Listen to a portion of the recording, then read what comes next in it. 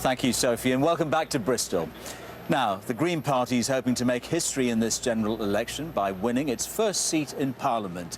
They're hoping to come out on top in the closely fought seat of Brighton Pavilion. That's from where our deputy political editor James Landale reports. Brighton, famous for its Regency architecture, pebble beaches, nightlife, and of course its piers. But now one party wants to make Brighton famous for something else, turning the city green by sending their first MP to Parliament.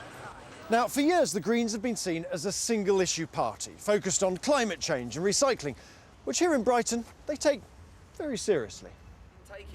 But today, their party leader and candidate here is telling voters they have as much to say about the economy as the environment, namely higher taxes to create thousands of green jobs in reclamation yards like this, as well as high-tech industry.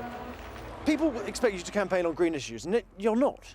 Well, we are very much still campaigning on green issues. That's still central to our message. But we also have a rounded programme which demonstrates that we're confident on the economy, that we want to get people back to work, that we're envisaging a major investment, for example, in renewable energy. Paid for with higher taxes?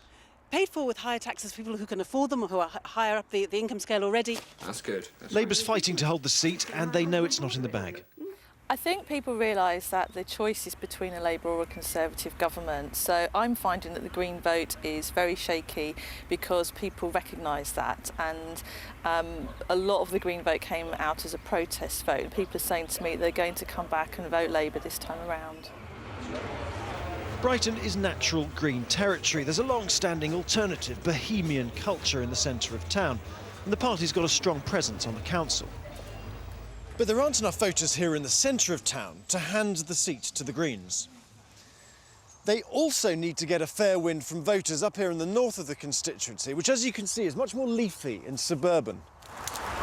So this is a closely fought contest, and while the Tories are confident of picking up votes across the seat, the Lib Dems are hoping to be lifted by their national surge in the polls.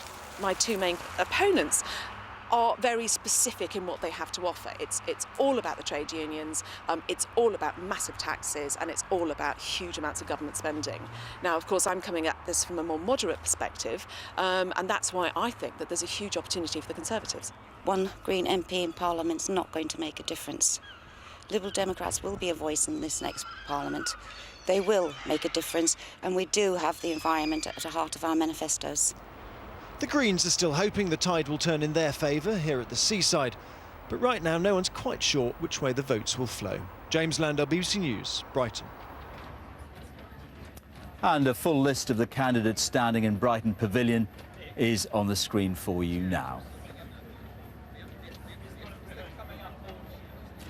Now, before we go, I just want to give you an idea of the interest generated by these debates. Take a look at this. Just look at all the camera crews here. Just about every major British broadcaster is here. And it's not just British broadcasters, actually. In the press centre over there,